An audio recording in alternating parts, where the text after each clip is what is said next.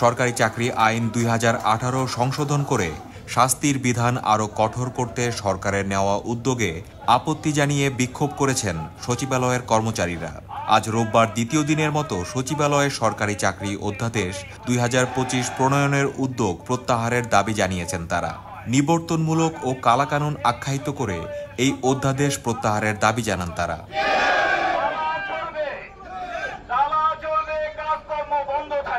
প্রত্যক্ষদর্শীরা জানান, সকাল 10:30টার দিকে সচিবালয় কর্মকর্তা কর্মচারী সংযুক্ত পরিষদের নেতাদের নেতৃত্বে সচিবালয়ের 6 নম্বর ভবনের সামনে থেকে মিছিল শুরু হয়। মিছিলটি মন্ত্রিপরিষদ বিভাগের সামনে দিয়ে নতুন ভবন এবং ক্লিনিক ভবনের সামনে দিয়ে 11 নম্বর ভবনের সামনে যায়। সেখানে কিছুক্ষণ অবস্থানের পর তারা মিছিল নিয়ে সচিবালয়ের বিভিন্ন এলাকা প্রদক্ষিণ করে।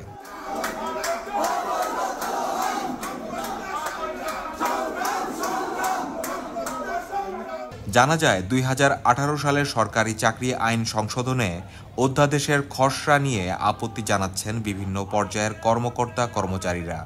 অধ্যাদেশের খসড়ায় শৃঙ্খলা বিঘ্ন, কর্তব্য সম্পাদনে বাধা, ছুটি ছাড়া কর্মে অনুপস্থিত, কর্তব্য পালন না করার জন্য উস্কানির জন্য কোনো ধরনের আত্মপক্ষ সমর্থনের সুযোগ না দিয়ে চাকরিচ্যুতির বিধান যুক্ত করার প্রস্তাব করা হয়েছে।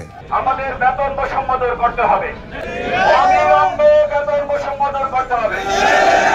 প্রশাসনের কেন্দ্রবিন্দু এই সচিবালয়ের জন্য আলাদা বেতন কাঠামো তৈরি করতে হবে।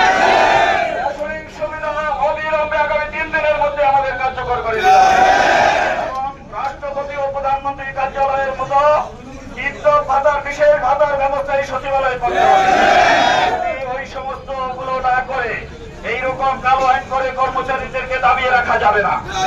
18 লক্ষ কর্মচারী যদি রাস্তায় নামে পালনের পথ পাবেন না। জনপ্রশাসন মন্ত্রণালয় সূত্র জানায়, বিদ্যমান আইন অনুযায়ী কোনো কর্মচারীর অনিয়মের বিরুদ্ধে ব্যবস্থা নিতে গেলে অন্তত 7 থেকে 8টি ধাপ পার করতে হয়।